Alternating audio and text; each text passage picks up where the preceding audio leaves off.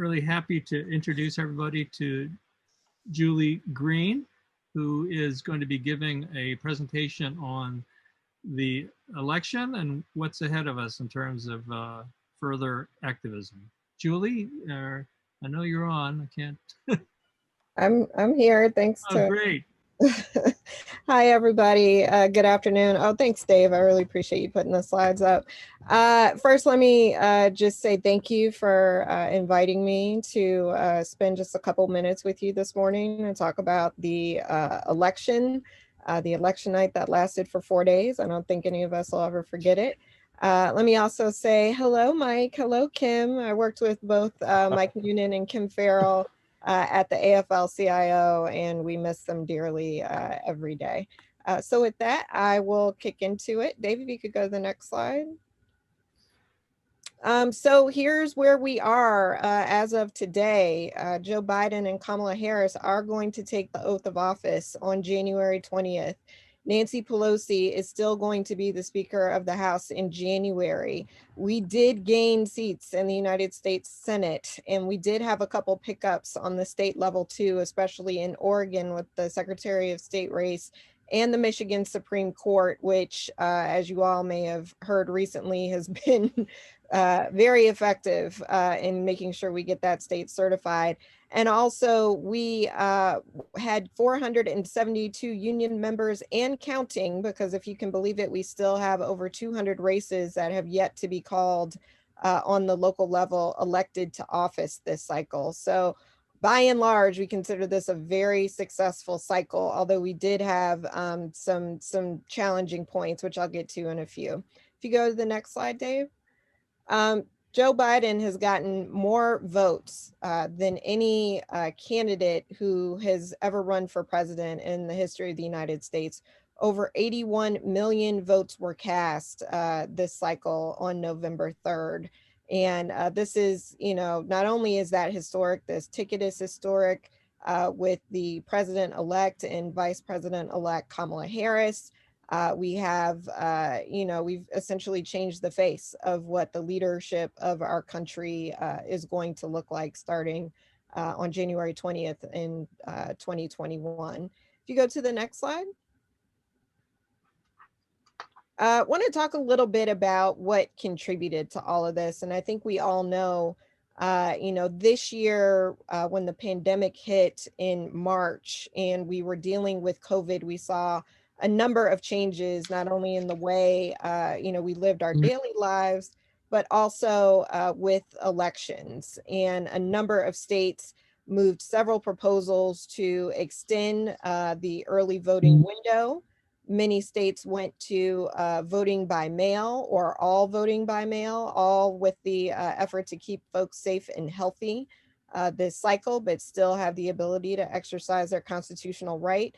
And as you see from this picture here, I believe this is a picture of lines in Georgia on the first day of early vote this cycle, and that went up to 3 to 5 hours long on day one. So, what we knew about this cycle was that there was going to be a lot of motivation, a lot of folks who wanted to turn out. We didn't know at what rate, but once we saw these early vote windows starting to open up in lines that looks like this, we knew that this election was just going to blow things out of the water. If you go to the next slide. Here you can see we had about 101 million early votes. I'm sorry, 101,000 early votes cast this cycle. What you see to the chart to the right is the share of our union households in our key battleground states that participated in the early voting. And you can see in some states like Montana, it was almost upwards of 76% of our union membership that elected to vote early. I will say that this was one of the strategic parts of our plan. We wanted to make sure that we were encouraging our members to get out there, to get their votes registered, and to vote by mail, even when we knew that the administration and saw that the administration in August was, playing around with our United States Postal Service. And DeJoy, the Postmaster General, was literally pulling mailboxes off of the street. And I think we all know, what that was for. And our message here as part of our program was the only way we're going to overcome this, and the only way we're going to change the direction of our country, is if people actually cast their duly right to vote in this country, which they did.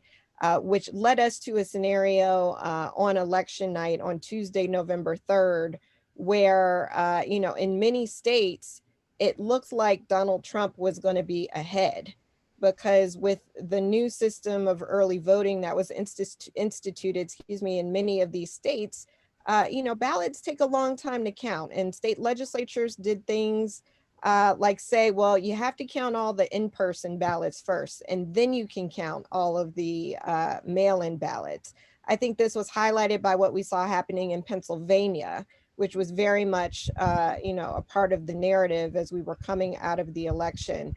We were waiting days on end for these mail-in ballots to get counted in Pennsylvania, in Arizona, in Georgia, in Nevada. And especially in Pennsylvania, this happened because the state legislature there said, no, you got to count all the early votes first, and then you can start counting the mail-in ballots, where you had a state like Ohio that said, no, we need to start counting. And we were able to know what that result was that night. If you go to the next slide. The White House.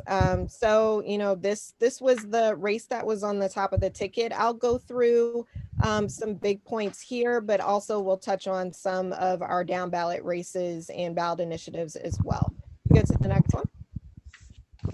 So this is what our map looked like after all the votes were counted. And, we saw very decisively that the president-elect and vice president-elect not only handily won the popular vote, but also handily, won enough votes for being successful in the Electoral College as well. 306 electoral votes to Donald Trump's 232, which oddly enough was Donald Trump's margin just for short or long, depending on how you look at it, years ago. Biden picked up Georgia, Pennsylvania, Michigan, Wisconsin, Arizona, and Nebraska too, which all significantly contributed to his win. And I don't know that any of us really saw Georgia coming. We knew it was a possibility. We were watching Georgia, we were watching Texas. But I think, once we fully pulled that out, it was just amazing what the power of years of organizing can do in a state. If you go to the next slide. Just wanted to show you kind of where we are as of today. And actually, California certified yesterday. With all of these states that have been certified, the president-elect has officially reached the 270 electoral college vote margin here. So I don't want you to get caught up in a lot of what you're hearing and seeing. And if you go to the next slide, Dave, I think we have, some of this in the headlines. We see our lovely lady from Michigan this week who recently made some headlines with her testimony. This we always anticipated and expected that this was what the Trump campaign was going to do. What we didn't know was how big our margin was going to be. I don't want anyone to worry here. This, for all intents and purposes, is a done election. Joe Biden and Kamala Harris will be sworn in on January 20th. However, the court process continues. I think there are a few suits out there. The last I saw in terms of odds on the successfulness was that Donald Trump was 1 for 36, meaning he has, a suit that's still out there and 36 that have been outright rejected by most of the states. I think we'll see him hinting at some other maneuvers going to state legislatures, to get them to appoint electors that, would vote for him as opposed to the electors that were won by Joe Biden winning that state. I don't anticipate any of that is going to be successful.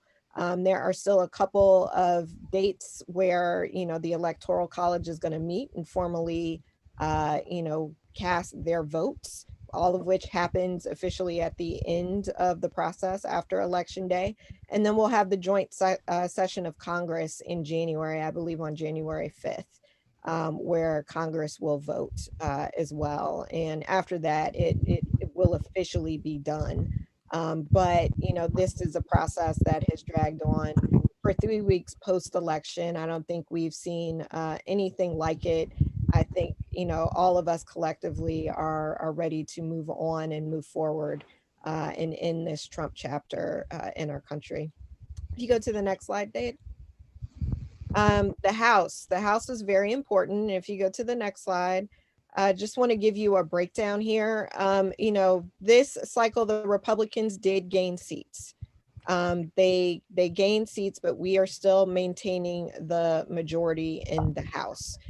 It is a narrower majority than what we had going into Election Day. We think the final count is likely to be 222 Democrats to 213 Republican seats. There are still 3 races that are still out there to be called. It's looking like all of those are leaning toward the Republican column.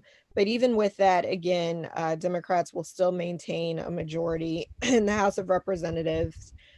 We know once we took the House back in 2018 that we had elected probably the most pro-worker majority in Congress that we've ever had. And that pro-worker majority went to work right away, you know, passing many, many bills that have just been halted in the Senate because of the Senate Majority Leader, Mitch McConnell's unwillingness to take any of it up and move it forward. However, there is still opportunity that abounds on this side. I'll talk a little bit about Georgia once we get to the Senate, but rest assured, we are still maintaining control in the House of Representatives. You go to the next slide. And speaking of the Senate, Dave, if you go to the next slide, please. Here's where we are so far. We have netted 1 seat. We did flip Colorado and Arizona from red to blue. We do have a very tough and narrow path to a Senate majority that still remains, and that is in Georgia. We have 2 seats in Georgia that are headed to the January 5th runoff. If you go to the next slide, Dave. These are our candidates, Reverend Warnock, John Ossoff, David Perdue, and Kelly Loeffler. You know, this is going to be the game. This is going to determine whether or not we are going to, you know, have pro-worker leadership in all the House, the Senate, and the presidency. It's going to determine whether the president-elect's nominations go for cabinet positions go off without too much controversy, if at all. It's going to determine whether important bills that have been passed by the House, and yes, what we were just discussing with the pension, even come to the floor. So this is very, very significant. If you go to the next slide, just looking at the state of Georgia, you know, a little bit here, what you see is this map broken down by counties, and you can see the blue counties are the counties that the Democrats won that completely overperformed. There was about a 14,000 vote margin after the first count that got narrowed to a little over 12,000 after they did the initial recount. But Georgia turned blue for the first time in a very, very long time. And as votes were getting counted for the presidential race, what we saw in John Ossoff's race in particular was David Perdue's margin, which originally was over 50%, narrowing until it narrowed to the point where he was under 50% as well. And so, you know, this is going to be critically important. I would be remiss if I didn't mention that that narrowing of the vote count in Georgia also triggered additional runoffs in some state legislative seats. So a lot going on here. I would personally attribute, you know, this change that we're seeing in Georgia to Stacey Abrams. I heard her name mentioned earlier. She has been leading the charge on all things voting rights in Georgia. She and her organization, Fair Fight Action, have been at this for years. This is not something new, and it's not just Fair Fight, it's many community groups on the ground who have been doing that hard work of registering voters, of having those conversations, of, making people understand what's at stake for them personally and why they need to exercise their right to vote.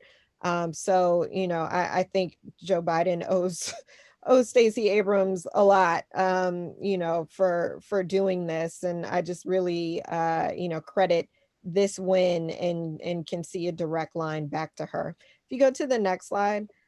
We are currently running a very aggressive program in the state, our labor program. What you can see here to the left is an example of a Working Families Toolkit flyer that is used at the work site, used in, door conversations and lit drops to the extent that they're happening. We want to be very careful because of COVID. And to the right, you can see an example of mail piece that we're doing. We're doing about 4 to 5 flights of mail across the state of Georgia. And you can see here our message. We want people making sure that they are exercising their right to vote, that they are requesting absentee ballots, that they, show up to the polls to vote early during the early vote period, and that they show up on election day. That is just going to be so critical. And when you think about it, all the challenges that we're facing here with a special election, which usually, misses most folks' radars. Although I'd be surprised if you could miss it in Georgia with all the TV and the radio and the ads and the phone calls that everyone will be getting statewide. But January 5th is not too long after the holiday season. When this all started, when we knew we were going into this, we had 3 major holidays, Thanksgiving, Christmas, and New Year's, that we'd have to contend with to keep folks' attention here. And so, what this tells us is this is going to be an election that's going to be about turnout, period. It's going to be about who gets out of their house on a cold day in January, 4 days after New Year's Day, to wait in line and vote again. And I will tell you, our side is very motivated, very realistic about our chances here. And that is one of the reasons why we are going as aggressive as we are programmatically in the state. If you go to the next slide, Dave. One of the big hallmarks of our program is making sure that we are not coming into the state and trying to Bigfoot it. As you all know, this is Georgia, where we don't have a high level of density. So it requires that we make sure that we are working in partnership and in coordination, especially with those community groups who have been doing this work on the ground. We want to be value add. We don't want to come in and take over. We are sensitive to things like accents, from the north, calling people who are from the south, and what our membership looks like and who they need to hear from in this race. So we have really tried to activate our Georgia state leadership and members. All of the locals of the AFL-CIO are focusing here, but we really are driving, our union members on the ground to make sure that they are the face and the lead of our efforts there. If you go to the next slide. So that's the Senate. Want to review a couple races statewide, the governorships and state legislatures from this cycle. If you go to the next slide, Dave. Here you can see a map kind of showing some of that representation. There weren't a ton of governor's races this year. We did maintain control of the North Carolina governor's seat, even though that state did go for Donald Trump. And that's a phenomenon that we've seen a lot since 2016 of, folks voting one way at the top of the ticket and then voting another way slightly down the ticket. And I think that also accounts for why Republicans gained seats in the places that they did. Again, we were able to successfully flip the Oregon Secretary of State race. We made legislative gains in Delaware, which has now created a Democratic supermajority in that state. In Michigan, we flipped a Supreme Court state, which triggered Democrats basically taking control of the majority in the Michigan Supreme Court, which is very, very significant. And we also flipped a seat on the Ohio Supreme Court, which was a gain there. But, coming out of this, because of some of the losses that we had, especially losing the Montana governor's race, we are prepping for what is coming next. And we are prepping for right to work fights in Montana and in New Hampshire. We are not looking forward to that. Right to work fights are very expensive. There it is all about driving message. Now, one bright light there is that we have been successful in beating this back not too long ago in Missouri. Once people understand what's at stake when it comes to right to work and how that changes their protections, how that changes the bottom line of their paycheck. That's a very powerful message and one that we used very successfully just a couple years ago, and one I'm sure that we'll employ as we move forward. So more to come on this, especially as we cross over into the new year and these new legislators are seated and start moving. But those are two things that we are anticipating. You go to the next slide, Dave. Here you can see what the 2021 partisan control map is going to look like as we move into the next year. The states in red are states where there is a Republican trifecta, meaning that the Republicans have the governor's seat, they hold the governor's seat, they're in the majority in the state house, and they are in the majority in the state senate. The states in blue are where we have a Democratic trifecta, and you can see with the color key down to the right with respect to the other states where the different levels of control lie.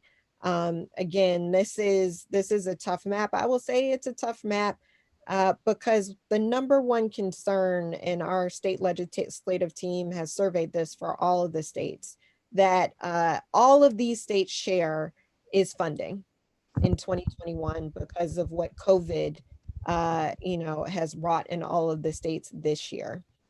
There is significant concern about government workers potentially losing their jobs as cuts have to be made. Local economies have had it very difficult because folks have been staying at home and not doing all of the activities that they normally do. So this is something, a topic that I think you're going to hear a lot about as we move into 2021, which is also why another piece of legislation that you've probably heard us talking about within the labor movement, the HEROES Act, which has just been stalled, is so critical.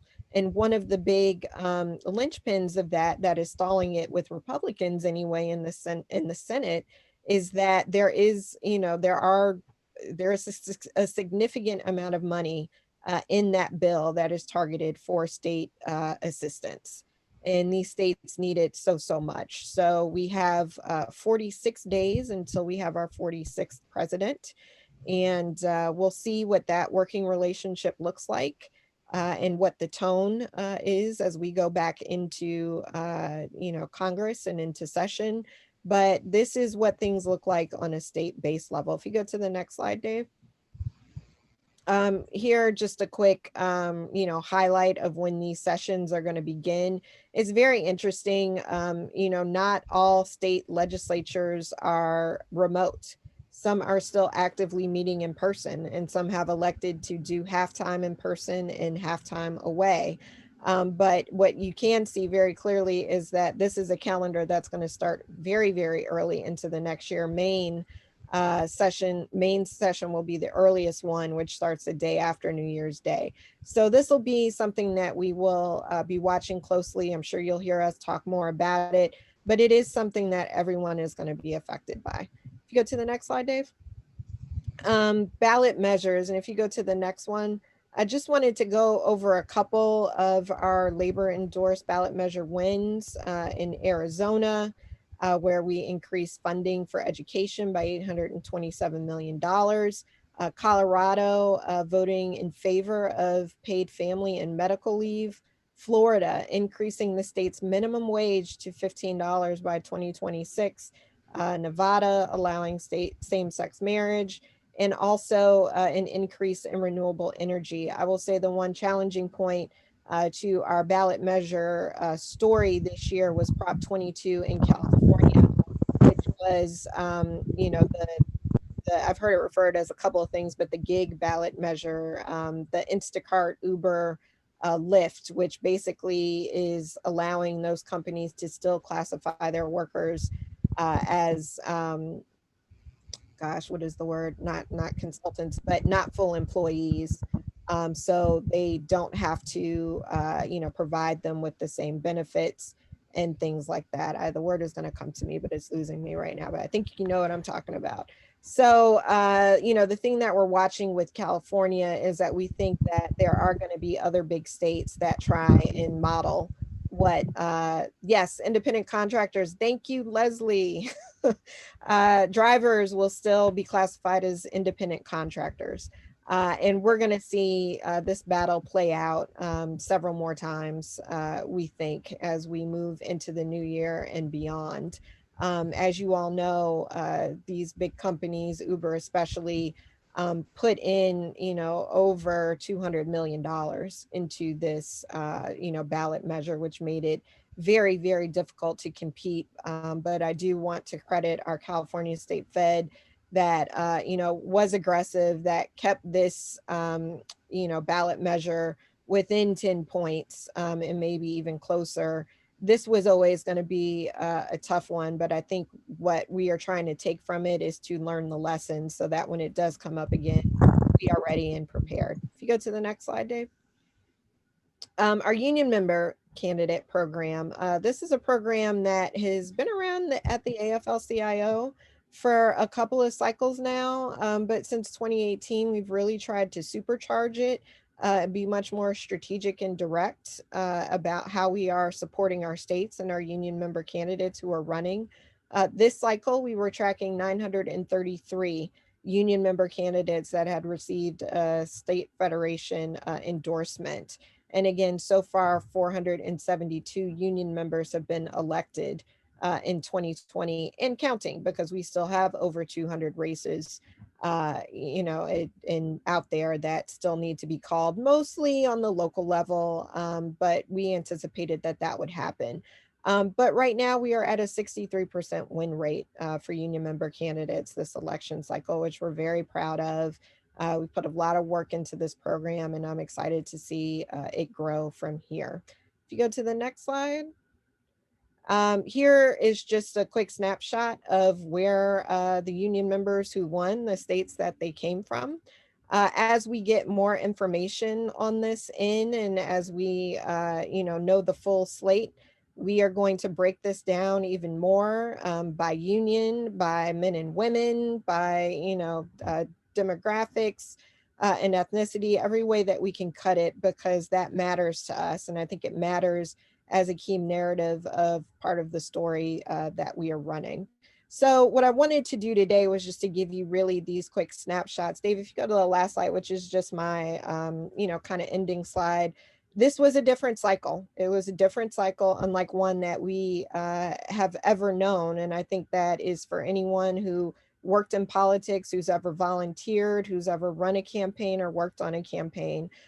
We started not knowing how to do this. The benchmark of our labor program is that face-to-face contact, is having those conversations at the door. And, starting this off, we were very fearful that if we lost the ability to do that, how would we be able to be successful? And I will say we, put our heads down, we worked with our data team, we created new tools, we found a way. And because we found a way, we were successful. We are very proud of the program that we run. I want to say thank you to all of you who, participated and volunteered in it. And now because of it, we are on to the next phase.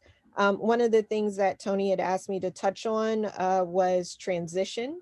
I think Bill Samuel is going to talk a little bit more deeper about that, but that process is one that is happening real time. I am on the United States Trade Representative agency review team as part of the transition. And really what our charge is to prepare the incoming ambassador and cabinet secretaries for what they need to know on day one. It has been a little bit of an interesting process this year. We were delayed from being able to talk to folks inside of the agencies, which is just so critical, when it comes to being able to paint a very clear picture for the incoming administration of what things currently look like. But, despite being behind, we're doing it. We're moving things aggressively. Most of us are working 7 days a week, and that too will be successful. So with that, Tony, I will kick it back to you, and I'm happy to take any questions. Great. Well, I think we have some time for a few questions. This is the kind of thing that could go on for quite a while because we have so many people interested. I just wanted to ask you at the top, what's your thought in terms of our association making a financial contribution to the Georgia Senate races? I will say that I think that anything that we can do to participate, whether it's contributing money, participating in phone banks, which the AFL-CIO has set up nationally, is going to be so crucial because of everything that is on the line. That comes after January 5th. But it doesn't have to be a partisan contribution. There are many groups in Georgia who are doing the hard work of just voter engagement, voter registration, and getting out the vote, which, I think is going to be, again, the game here. It's going to be about who shows up at the polls on January 5th. And, there are many organizations, even in spite of the pandemic, that are going door to door, that are walking, that are having those conversations. So I am for it, is my is my opinion. And I think it's a good investment. But I leave that to you all for your discussion and your vote. But I'm thumbs up. That was a surprising answer. Why don't we take a few questions? Paul Gordon, can you unmute? Julie, thank you for that presentation. I have a question that has different parts, and it has to do with the AFL-CIO and union movement in the November election. First, what are the numbers? What was the percentage of union members and the percentage of union family members who voted for Biden in November? How do those numbers compare to 2016, which was, of course, an enormous disaster for our movement? And I'm curious about how much money was devoted by AFL-CIO to the election, and how that compares to 2016. Thank you, Paul. Julie? I want to, oh gosh, I should have included this, Paul. Thank you for that question. I believe we voted 8 points higher, union members voted 8 points higher than we did in 2016 for our endorsed candidate, Joe Biden. I distinctly remember that Donald Trump in 2016 got about 37% of the union vote. And this year he got 37% of the union vote. So we voted at a higher rate for our endorsed candidate than we did in 2016. In terms of money, I can't really get into that because we don't really talk about how much we spend. But I will say that we did make a lot of investments in our internal infrastructure to allow us to do the kind of organizing that we needed to do. And we saw a lot of innovation this year that we didn't have, quite frankly, in 2016. And I think we wouldn't have had it if not for the pandemic forcing us to have to figure out how to use open source, technology on the web to, create apps and things like that allowed us to communicate to our membership. This year, we were able to offer all of our state federations peer-to-peer texting through a system that we built in-house that didn't cost us, 20 cents a text message, which a lot of the vendors out there did do. So it's hard to quantify, just how much we invested not only in our own tools, but in our Labor 2020 budget.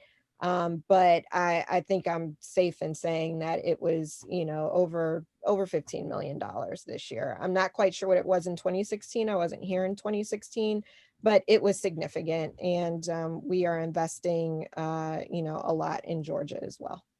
Thank you, Julie. Before I saw Pete's hand raised, is there a sister that would like to ask a question?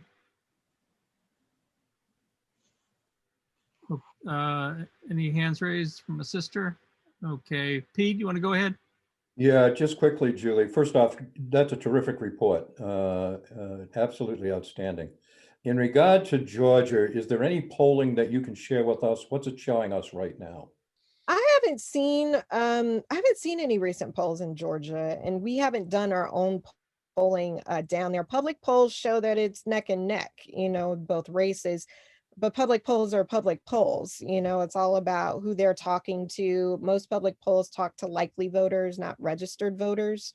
And also, I think this is going to be a tricky race to gauge by polls because, again, it's going to all be about turnout. I will say races like this in special elections in states like Georgia typically, you know, move in favor of Republicans because they tend to turn out. So we are going to have to absolutely turn out our vote. But this is one where I don't necessarily trust polls. I think this is going to be a really tough race to gauge that way. I think the media is going to gauge it that way. I look at the votes and I look at, you know, what happened on November 3rd, 4th, 5th, and 6th, if you will, in Georgia and just how close those margins were. Now, a lot of that was driven by who is at the top of the ticket, right? This time, you're not going to have Donald Trump at the top of the ticket. You're not going to have a Joe Biden at the top of the ticket. These races are it. So, you know, making the connections to our membership and our voters down there about what is at stake and how much is at stake with these two races, I think is going to be the key. But this is going to be a really hard one to poll, Peter. Okay, I think we have time for one more question. I don't see any hands raised. Also would like to welcome Blaine Barham to our meeting. Blaine has been assigned by Ed Smith, the CEO of ULICO, to help promote the association with the retirees from ULICO and Zenith American. Thank you, Blaine, for joining us. Just a quick update, you know, so we have, of our 480 members, 60% come from working for the AFL-CIO, the main organization, a whole bunch of 12 state feds, 2 central bodies, but about 65 members currently retired from ULICO and Zenith. So we're really happy that Blaine was able to join us. So I think with that, Julie, I want to thank you for joining us. And I know we'll be thinking of you during the transition, as well as all the work between now and the runoffs. Thank you again. I appreciate it. Thank you all for having me. Have a good afternoon.